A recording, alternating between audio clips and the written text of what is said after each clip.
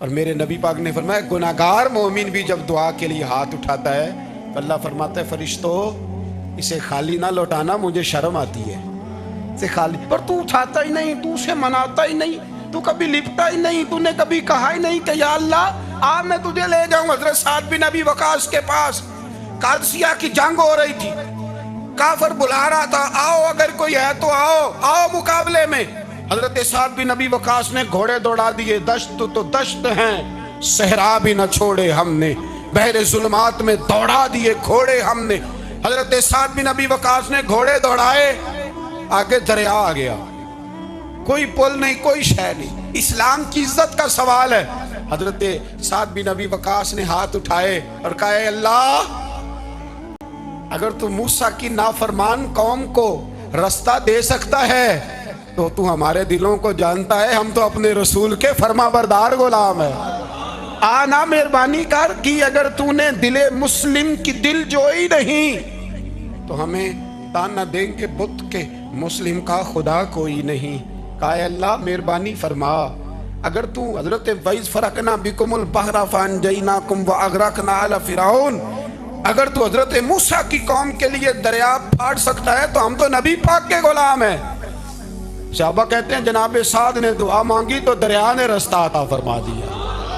یار تو دعا بھی نہیں مانگتا؟ حضور نے فرمایا دعا صلاح المومن، دعا مومن کا ہتھیار ہے، تو نے یہ بھی چھوڑ دیا ہے۔ اب تو باتیں کر کے تبصرے کر کے ٹی وی دیکھ کے اپنی رائے قائم کر کے کمنٹس کر کے سو جاتا ہے، یہ بھی سوتا خشک ہو گیا، تو دعا تک نہیں مانگتا۔ فرماتے ہیں دعا مانگی تو دریا نے رستہ دیا، اور جب اس کنارے نکلے حضرت سعد کہنے لگے کسی کی کوئی شے تو نہیں رہ گئی دریا میں، کوئی چیز تو نہیں رہ گئی۔ ایک صحابی کہنے لگے پیالہ رہ گیا ہے، تو حضرت سعد فرمانے لگے دریا ہمارا پیالہ واپس نہیں کر دیتا؟ تو کہتے ہیں کہ لہر آئی تو پیالہ بھی باہر پھینک گئی۔ او بھائی ہم اسی رسول کا کلمہ پڑھتے ہیں جن کا حضرت سعد بن ابی وقاص نے کلمہ پڑھا تھا، اور کسی جگہ میرے نبی پاک نے نہیں فرمایا اللہ صحابی کی سنے گا بعد میں آنے والوں کی نہیں سنے گا، کسی جگہ نہیں کہا۔ پر تو کشکولے دعا بھی نہیں اٹھاتا، مصیبت میں بھی اب یاد خدا ہم کو نہیں آتی، دعا منہ سے نہ نکلی جیبوں سے عرضیاں نکلی، تو یہ کام بھی نہیں کرتا۔ میرا دل کرتا تھا چلو اور کچھ نہ ہو مسجدوں میں اجتماعی دعا ہی ہو جائے، پر اس طرف بھی توجہ نہیں، وہاں بھی کہتے ہیں مولوی صاحب جلدی کرو گھر جانا ہے، اتنی لمبی دعا، اور کمنٹس کر رہے ہیں لوگ کہتے ہیں آپ اپنے گھر کی سوچیں۔ میرے بھائی دعا، صلاح الدین ایوبی فلسطین کی جنگ لڑ رہے تھے، خبر آئی کہ عیسائیوں کا ایک بحری بیڑا بحری جہاز اسلحہ لے کے آ رہا ہے، نیزے ہیں تلواریں ہیں تیر ہیں۔ صلاح الدین ایک بزرگ تھے، ان سے ملے تو کہنے لگے بابا جی آپ بھی دعا کرو، میں بھی دعا کرتا ہوں۔ مسلمانوں کے پاس پہلے اسلحہ نہیں، عیسائیوں نے اور منگا لیا ہے، کہیں ایسا نہ ہو مسلمانوں کے خلاف اتنا اسلحہ استعمال ہو۔ یہ بات کہی، بابا جی کو دعا کا کہا، خود مسجد اقصیٰ میں ساری رات روتے رہے۔ صلاح الدین ساری رات، ہمارا حکمران جسے ربنا آتنا فی الدنیا پوری نہیں پڑھنی آتی، اور اب تو ایسے پیر آ گئے میدان میں جو سورہ فاتحہ سیدھی نہیں سنا سکتے الا ماشاءاللہ۔ ساری رات صلاح الدین ایوبی روتے رہے۔ وہ بزرگ کہتے ہیں میں بھی کونے میں تھا، پر جس درد سے اس نے دعا مانگی میں نہیں مانگ سکا۔ سویرے خبر آئی کہ دشمن کا وہ بحری بیڑا جو اسلحہ لے کے آ رہا تھا دریا میں غرق ہو گیا ہے۔ صبح خبر آئی تو وہ شخص ایک آگے بابا جی سے کہنے لگا بابا جی وہ بحری بیڑا دریا میں غرق ہو گیا، تو بابا جی رو پڑے، کہنے لگے دریا میں غرق نہیں ہوا، صلاح الدین ایوبی کے آنسوؤں میں غرق ہو گیا ہے، اس کے آنسوؤں میں غرق ہو گیا ہے، اس نے رب سے دعا ہی ایسی مانگی اس کے آنسوؤں میں۔ تو دعا بھی نہیں مانگتا میرے بھائی مسلمانوں کے لیے، تو دعا بھی نہیں مانگتا۔ امام حسین میدان کربلا میں تھے، ایک راوی کہتا ہے 3 دن پانی بند رہا ہے، روٹی بند رہی ہے، پر قرآن پاک کی تلاوت 1 منٹ کے لیے بھی بند نہیں ہوئی، دعا اور التجا 1 منٹ کے لیے بھی بند۔ حسین کے خیمے سے یہ آواز بار بار آتی رہی یا اللہ استقامت بھی دے اور صبر بھی عطا فرما۔ دعا کا رستہ بند، تلاوت بند نہیں ہوئی، اللہ کی بارگاہ میں سجدے بند نہیں ہوئے، تو چھوڑ گیا، تو دعا تک نہیں مانگتا۔ دعا تو انقلاب برپا کر دیتی ہے، دعا تو حالات بدل دیتی ہے۔ دعا تو تبدیلی لے آتی ہے. کوئی بیٹھا ہوا مجھے دور دعا دیتا ہے, بس دعا دیتا, فقط دعا دیتا ہے. کوئی بیٹھا ہوا مجھے دور دعا دیتا ہے. میں ڈوبتا ہوں پر سمندر اچھال دیتا ہے. او بھائی تو دعا بھی چھوڑ گیا. پہلی بات آپ کی خدمت میں یہ ہے کہ جاگیں, مسلمان بنیں. دوسرا کچھ نہیں کر سکتے تو دعا تو کر سکتے ہیں نا. دعا کا رستہ اپنائیں. اور پھر میرے نبی پاک علیہ السلام نے 2 باتیں فرمائی, کان کھول کے سن لینا. 2 باتیں. حضور نے فرمایا ایک وقت آئے گا کہ میری امت کے خلاف کافر ایک دوسرے کو آوازیں دیں گے, آؤ مسلمانوں کو ماریں, آؤ مسلمانوں. تو صحابہ نے کہا یا رسول اللہ کیوں, ہم تھوڑے ہو جائیں گے. فرمایا نہیں, تم بہت زیادہ ہوں گے. 56 اسلامی ملک ہیں دنیا میں. کتنے بول کے بتانا ہے. اتنا سا برما ہے, کسی غیر مسلم کا کتا مر جائے تو یہ چیخ پڑتے ہیں. اور یہاں کہتی ہے اقوام متحدہ کہ جی وہ ہمیں داخل نہیں ہونے دے رہے. تو بند کرو پھر سلامتی کونسل, تحلیل کر دو, اقوام متحدہ ختم کرو. اگر تمہاری کو سنتا نہیں تو بنائی کیا ہے, صرف مسلمانوں کو پریشرائز کرنے کے لیے. اور ہمارے مسلمان بھیک مانگتے پھرتے ہیں, کہتا ہے کہا ہے ہم نے اقوام متحدہ سے. اب تم اپنے لیے کافر سے بھیک مانگو گے, کافر سے بھیک مانگو گے. میرے عزیز نبی پاک علیہ الصلوۃ والسلام نے فرمایا کافر ایک دوسرے کو بلائیں گے مسلمانوں کو مارے. یا رسول اللہ ہم تھوڑے ہوں گے. فرمایا بہت زیادہ ہوں گے. تو حضور کیا ہوگا؟ فرمایا تمہیں واہن ہو جائے گا. یا رسول اللہ وہ کیا ہے؟ فرمایا دنیا سے پیار ہو جائے گا, مرنے کو دل نہیں کرے گا. دنیا سے اور مرنے کو. اس وقت سمجھ لینا کافر تم پہ حاوی ہے. میں اپنا اندازہ کروں, آپ اپنا کریں. مجھے دولت سے کتنا پیار ہے اور آپ کو کتنا پیار ہے. جھاگ کے سنیں یہ لفظ رسول پاک کے صلی اللہ علیہ. حضور نے فرمایا جب تجھے دنیا سے پیار ہو جائے, دولت سے پیار ہو جائے, اقتدار سے پیار ہو جائے, اور جب تجھے موت بری لگنے لگے, تیرا مرنے کو دل نہ کرے, پھر کافر تیرے اوپر چڑھ آئے گا. آج دولت ہی تو رہ گئی ہے, باقی بچا کیا ہے؟ میں اکثر کہتا ہوں شادیاں نہیں ہوتی, تجارتیں ہوتی ہیں. لڑکی والے کہتے ہیں کہ لڑکا زیور کتنا ڈالے گا, لڑکے والے کہتے ہیں لڑکی جہیز کتنا لائے گی. تجارت, ہر جگہ دولت, ہر جگہ پیسہ, ہر جگہ سرمایہ. جہاں جس معاشرے میں تلاوت بکے, نعت بکے, تقریر بکے, اس سے زیادہ اور تباہی کا معاملہ کیا ہوگا؟ میرے عزیز میرے رسول پاک علیہ الصلوۃ والسلام کے صحابہ کے قریب دنیا داری آ سکی نہیں آئی. حضرت ابو بکر صدیق نے پانی مانگا تو لوگوں نے دودھ دیا. فرمایا پیچھے کرو. ابو بکر نے نعمتیں چھوڑ دی ہیں. اب ابو بکر وہ والا کام کرتا ہے جو رسول پاک نے کیا ہے. فرمایا نہ دودھ شاید پیش نہ کرو, جو مانگتا ہوں بس وہ دو. حضرت ابو بکر صدیق نے بڑے مالدار تھے. حضرت عمر فاروق رضی اللہ تعالیٰ عنہ کے پاس صحابہ کرام جمع ہو کے آئے. کون سا ایسا شخص ہے جس کی تنخواہ میں اضافہ ہو جائے؟ تو لوگ کہتے ہیں نہیں مجھے نہیں چاہیے. پر ہم نے وہ لوگ دیکھے ہیں. حاجی صادق صاحب کو مسجد والوں نے کہا 1000 روپیہ تنخواہ بڑھانی ہے, تو حاجی صاحب کہنے لگے میرا بڑا سونا گزارا ہوتا ہے, میں نے نہیں بڑھے نے. حضرت سیدنا عمر فاروق رضی اللہ تو صحابہ اکٹھے ہو کے گئے. کہنے لگے عمر حضور کے زمانے میں بظاہر غربت رہی, جناب صدیق اکبر کے زمانے میں غربت, اب تو بڑی ریل پیل ہے, بحرین سے لاکھوں کا مال آتا ہے, آپ کو بڑے بڑے سفیر ملنے آتے ہیں, پر آپ وہی پرانا کرتا اور وہی تم جو کئی جگہ سے سی آپ نے کئی جگہ سے پھٹی. اور حضرت عمر ایک دن عید کی نماز پڑھانے گئے تھے تو ننگے پیر ہی چلے گئے. لوگوں نے کہا جوتا, فرمایا ٹوٹ گیا تھا یار, پہننے کے قابل نہیں تھا. فرمایا ننگے پیر آ گئے ہو, لوگ کیا کہیں گے؟ فرمایا چھوڑو, عمر کے پاؤں ننگے ہیں لیکن عمر کے کردار میں تو کوئی شک نہیں نا, پیر ہی ننگے ہیں نا, کیا ہوا؟ چھوڑو اس بات کو. کوئی پیار نہیں دنیا داری سے, دولت سے, کوئی چکر ہی نہیں. حضرت سیدنا عمر فاروق رضی اللہ تعالیٰ عنہ کو صحابہ نے اکٹھے ہو کے کہا, یہ ہے امت کے بیدار ہونے کے طریقے جو عرض کر رہا ہوں. کہا جناب آپ اب بڑا مال غنیمت ہے, اور جس طرح ہر صحابی کا حصہ ہے آپ کا بھی حصہ ہے, تو ایک نیا کرتا ہی ڈال لیں آپ خرید کے. اب جب مشورہ ہو گیا صحابہ میں تو کہنے لگے عمر سے بات کون کرے گا؟ نیا کرتا پہننے کی عمر سے بات کس کو برا لگتا ہے جی؟ نیا کرتا کون بات کرے گا؟ حضرت سیدنا علی المرتضیٰ کا انتخاب ہوا کہنے لگے مولا علی کی بڑی عزت کرتے ہیں، ان سے بڑا پیار کرتے ہیں، ان سے بات کرتے ہیں۔ تو حضرت علی کو بلایا گیا، عرض کی حضور مہربانی فرمائیں، حضرت عمر سے کہے نئے کرتے کے لیے۔ آپ فرمانے لگے عمر میری بڑی قدر کرتا ہے، بڑی بات سنتا ہے، پر یہ والا کام نہیں میں عمر سے کہہ سکتا، یہ کسی اور سے کہو۔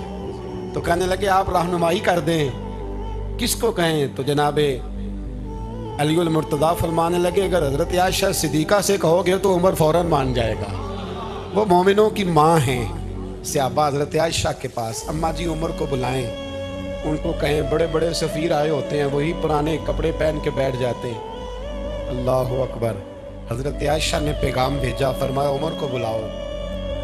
عمر فاروق دوڑے ہوئے آئے، پردے کے پیچھے حضرت عائشہ کے پاس گھٹنوں کے بال، اماں جی دیر تو نہیں کر آیا میں آنے میں؟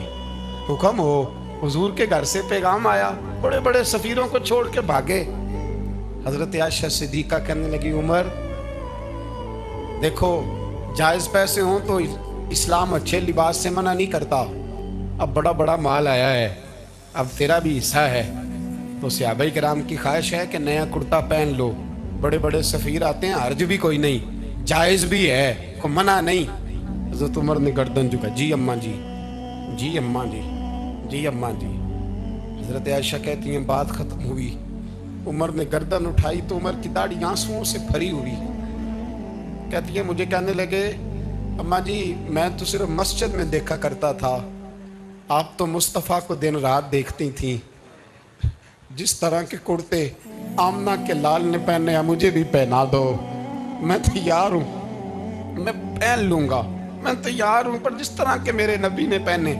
حضرت عائشہ کہتی ہے میں پھوٹ کے روئی، میرا پلو آنسوؤں سے بھر گیا۔ فرماتی ہیں میں عمر کی بات سنتی گئی تو میرا پلو آنسوؤں سے، میں نے کہا عمر تو جا، تو ٹھیک ہے۔ فرماتی ہے عمر فاروق سلام کر کے اٹھے، امیر المومنین چلے گئے، اس کونے میں صحابہ چھپے ہوئے تھے، وہ آئے، کہا اماں جی کیا بات ہوئی؟ تو میں پھر رو پڑی۔ میں نے کہا کیا بتاؤں، تمہیں پرانے کرتے نظر آتے ہیں، اسے محمد عربی کے جلوے نظر آتے ہیں، اسے رسول اللہ کا رنگ نظر آتا ہے، اسے وہ غلامی نظر آتی ہے۔ عمر کو دنیا سے پیار، اور دنیا سے پیار نہیں تو دعا پتہ کیا تھی؟ یوں جھولی اٹھا کے اللہ مرزقنا شہادتن فی سبیلک وجعل موت فی بلد حبیبک، اللہ عمر کو بسترے والی موت نہ دینا، موت شہادت کی دینا، اور میں میدان میں جا کے نہیں مرنا چاہتا، مجھے رسول اللہ کے شہر میں موت چاہیے، باہر جا کے نہیں، یہی میدان لگے مدینے میں، یہی موت آئے، اسباب بنا، میں مدینہ بھی نہیں چھوڑنا چاہتا۔ او بھائی ان لوگوں کو نہیں پیار تھا۔ جناب صدیق اکبر کا وصال ہوا تو زہر کے اثر سے، وہ جو آپ کو زہر لگا تھا، بعض مفسرین نے لکھا ہے کبھی کبھی وہ جو سانپ نے ڈسا تھا تو کبھی کبھی اس کا اثر آتا تھا، بس اللہ نے شہادت دینی تھی کبھی کبھی، ورنہ تو بڑی شفائیں تھیں۔ حضرت عمر شہید، حضرت عثمان، جناب علی، امام حسن، امام حسین، علی اکبر، علی اصغر، حضرت عباس، حضرت سعد بن معاذ، حضرت امیر حمزہ، مصعب بن عمیر۔ میرے محبوب نے تو لسٹ بنائی شہیدوں کی، لسٹ بنائی شہیدوں کی، شہادت سے پیار کیا رسول اللہ صلی اللہ علیہ وسلم کے غلاموں نے، پیار کیا شہادت سے، اسی لیے تو کافر اٹھ نہیں سکا کہ شہادت سے حضرت سعد بن معاذ رضی اللہ تعالیٰ عنہ کو زخم لگ گیا، جنگ سے زندہ آ گئے لیکن زخم میں رو کے کہنے لگے محبوبہ سارے شہید ہو گئے، میں ایسے ہی رہ گیا۔ حضور نے فرمایا نہیں، رب تجھے بھی شہادت کی موت ہی عطا فرمائے گا۔ اسی زخم میں پردہ ہو گیا۔ میرے بھائی حضرت عمر بن جموح رضی اللہ تعالیٰ عنہ 4 بیٹے لے کے احد کے میدان میں آئے، کہا محبوبہ میرے 4 ہی تھے، میں سارے لے آیا ہوں، سارے ہی قبول ہیں؟ میں ٹھیک ہے، پھر خود بھی زرہ پہن لی، ایک ٹانگ سے لنگڑے تھے، ٹانگ چھوٹی تھی۔ حضور نے فرمایا تو نے کیوں لباس پہن لیا ہے؟ کہا حضور میں نے بھی تو جہاد پہ جانا ہے نا۔ حضور نے فرمایا تیرے 4 بیٹے جو جا رہے ہیں، تو کہا یا رسول اللہ کیا لنگڑے جنت میں نہیں جا سکتے؟ حضور لنگڑے اللہ کو قبول نہیں، میں نہیں جا سکتا۔ تو میرے نبی پاک صلی اللہ علیہ وسلم نے فرمایا نہیں، جنت تو تیرا انتظار کر رہی ہے۔ کہا حضور پھر میں بھی جاؤں گا، بچے جائیں گے تو میں بھی جاؤں گا۔ ایک بی بی احد کے دن 3 سال کا بچہ لے کے گھر سے نکلی، بیویوں کو کہتی ہے میرا خامد بھی بدر میں شہید ہوا، بھائی بھی اور باپ بھی، آج حضور نے پھر بلایا ہے، دل کرتا تھا کوئی جوان بیٹا ہوتا تو میں پیش کرتی، پر اب میرے پاس یہ 3 سال کا ہی ہے۔ بچہ لیا مدینے میں مسجد نبوی میں، حضرت بلال سے کہنے لگی 2 منٹ حضور کا دیدار چاہیے۔ نبی پاک آئے، کیسے آئی ہو؟ کہنے لگی محبوبہ میں شہید کی بیٹی، شہید کی بہن، شہید کی بیوہ ہوں، میرے پاس اب جوان تو کوئی نہیں، یہ 3 سال کا ہی ہے۔ حضور نے مسکرا کے فرمایا یہ کرے گا کیا کرے گا؟ کہنے لگی حضور سنا ہے اسلحہ تھوڑا ہے، ڈھال کی ضرورت ہے، لوہے کی ڈھال ہوتی تھی، جب تلوار آتی تھی تو آگے کی جاتی تھی۔ کہا محبوبہ میرا شہید کی اماں بننے کو بڑا دل کرتا ہے، یہ میرا 3 سال کا لے جاؤ، جب تیر آپ کی طرف آیا تو میرا بیٹا آگے کر دینا، یہ ڈھال کا کام تو دے گا نا۔ ہنستے ہوئے محبوب کی آنکھوں میں آنسو آئے، بچے کو پکڑ کے سینے سے لگایا، ماتھا چوما، فرمایا جا تیرے ساتھ وعدہ ہے قیامت کے دن تجھے شہید کی اماں کہہ کے ہی پکارا جائے گا، وعدہ ہے تیرے ساتھ تجھے شہید کی۔ میرے بھائی مرنے کو دے لے نہیں مسلمان، میرے نبی پاک صلی اللہ علیہ وسلم نے فرمایا جس کے دل میں کبھی شہادت کی آرزو پیدا نہیں ہوئی، اس کے سینے میں دھڑکنے والا دل مومن کا ہے ہی نہیں، وہ تو منافق ہے۔ جو کبھی دین کے رستے میں شہید ہونے کو، میرے بھائیوں دین کو بڑی ضرورت ہے، بڑی ضرورت ہے، بڑی۔ اے خاصائے خاصان رسول وقت دعا ہے، امت پہ تیری آ کے عجب وقت پڑا ہے۔ وہ دین جو بڑی شان سے نکلا تھا وطن سے، پردیس میں وہ آج غریب الغربا ہے۔ فریاد ہے اے کشتی امت کے نگہباں، بیڑا یہ تباہی کے قریب آن لگا ہے۔ اور ایک شاعر قلم توڑ گیا، کہنے لگا تجھ سے فریاد ہے اے گنبد خضرا والے، تجھ سے فریاد ہے اے گنبد خضرا والے، کعبے والوں کو ستاتے ہیں کلیسا والے، تجھ سے فریاد اے گنبد خضرا۔ اپنے اندر دین کا درد پیدا کرو، ذوق پیدا کرو، مسلمان بن کے جینا سیکھو۔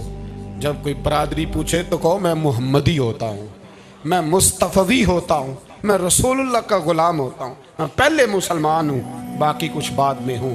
خدا را اپنے گھر میں پردہ کراؤ، خدا را رزق حلال کھاؤ، اگر پردے نہ ہوں اور رزق حلال نہ ہو تو جذبہ جہاد پیدا نہیں ہوتا۔ خدا را اپنے اندر انقلاب برپا کرو، دین کے لیے جینا سیکھو۔ دین بڑا تڑپتا ہے، دین بڑا روتا ہے۔ رسول اللہ آج تجارت کرنے والے ملتے ہیں، آج سیاست کرنے والے ملتے ہیں، دین والے نہیں ملتے، دین کے درد والے نہیں ملتے۔ اپیل ہے آپ سے، آج رات 2 نفل پڑھ کے اور کچھ نہ ہو سکے تو مسلمانوں کے لیے دعا ضرور کر دینا، ان کے لیے دعا ضرور کر دینا، اپنے آپ کو بیدار کرو۔ بھئی ہم تو آج تک اس لیے ڈر رہے ہیں کہ ہمارا چہرہ ہی نبی پاک جیسا نہیں بن سکا، تو داڑھی رکھنے میں بھی ہم ڈرتے ہیں، نمازی مسجد آباد کرنے میں، مسلمان کہلانے میں ابھی تک خوف ہے۔ تو بتلاؤ نا اس سے آگے بات کب چلے گی؟ جہاد کی بات تو بڑی آگے جا کے ہے۔ بدل جاؤ، رسول اللہ کا غلام بن کے جینا سیکھو، نبی پاک صلی اللہ علیہ وسلم کی غلامی کا پٹا اپنے گلے میں ڈالو۔ یہی امام حسین کی سوچ ہے، یہی امام علی مقام کا پیغام ہے، اس کو کبھی فراموش نہ کرنا۔ امام حسین ہمیں بتا گئے سارا کچھ لٹ جائے پر دین کے اندر کوئی نقص واقع نہ ہونے پائے، کوئی شرابی، کوئی بے ایمان، کوئی لٹیرا کبھی اس کے سپورٹر نہ بننا۔ ہمیشہ وہ کسی شاعر نے کہا تھا ہم سے نہ رقم ہوں گے قصیدے یزید کے، کسی نے کہا کسی ظالم نے میری سپورٹ کر، میری بات کر، تو اس نے کہا ہم سے نہ رقم ہوں گے قصیدے یزید کے، کیونکہ ہم لوگ تو حسین کے سیرت نگار ہیں، ہم لوگ تو حسین کے سیرت نگار ہیں۔ یہ محرم کے جو دن ہے یہ انقلاب کے دن ہے، رونے پیٹنے کے نہیں، انقلاب کے دن، جذبوں کی بیداری کے دن، ظلم کی آنکھوں میں آنکھیں ڈالنے کا جذبہ پیدا کرنے کے دن۔ اس کو اسی رنگ میں لو۔ اے خالق کائنات، اپنے محبوب کی امت پہ رحم فرما، اور اپنے فضل سے ہمیں دلوں میں جذبہ جہاد اور شوق شہادت عطا فرما۔ آخر دعوانا ان الحمد۔ 2 منٹ کے